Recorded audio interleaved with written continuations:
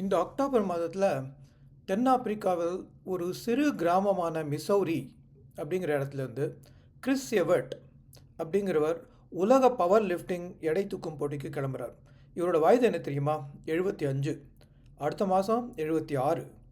75 வயசில் எடை தூக்கும் போட்டியா அப்படின்னு நீங்கள் நினச்சா ரொம்ப சரி. அவரே சொல்கிறார், இந்த வயதில் போட்டிக்கு ஆளே இல்லை. சில போட்டியில் நான் மட்டுமே என்னோடய ரேஞ்சில் இருப்பேன். பரிசும் எனக்கு மட்டுமே கிடைக்கும், சும்மா கலந்துக்கிறதுனாலையே. இதுக்காக அவர் திறமையை நீங்கள் குறைச்சி மதிப்பிட வேண்டாம். பாருங்கள் இந்த வீடியோவை.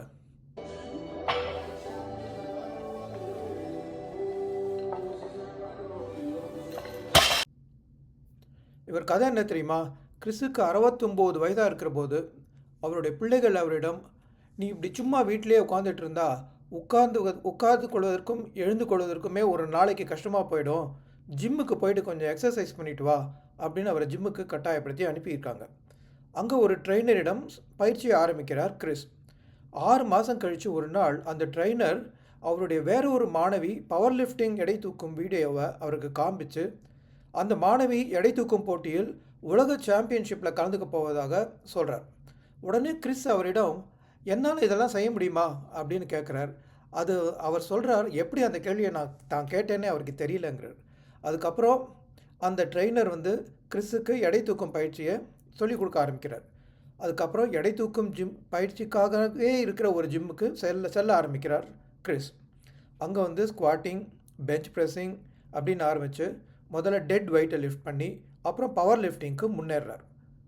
ஸோ எடை தூக்கும்போது அவர் அது பின்னால் விழாமல் இருக்கிறதுக்கே அவருக்கு 1 வருஷம் ஆச்சு அப்படிங்கிறார்.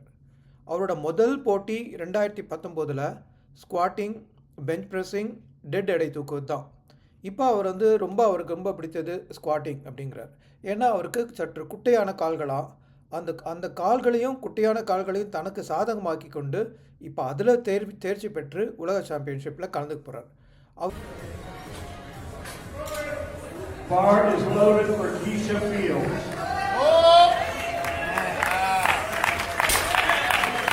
அவருக்கு சில கேள்வியெல்லாம் கேட்டான்.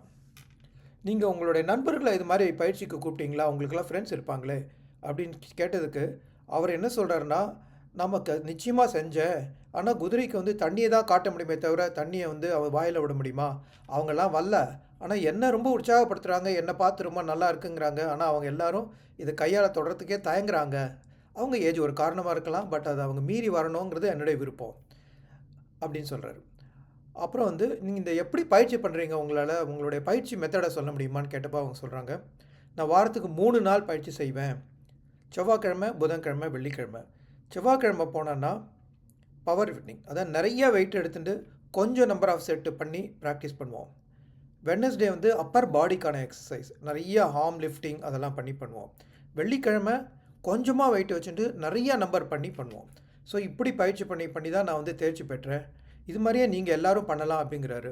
நம்ம கிறிஸுக்கு ஒரு வாழ்த்துக்களை சொல்லுவோமா, அவர் உலக சாம்பியன்ஷிப்பில் பரிசு பெறணுண்டு. அது மட்டும் போகாதுங்க, உங்களுக்கு என்ன வயசானாலும் அதை பற்றி கவலைப்படாதீங்க.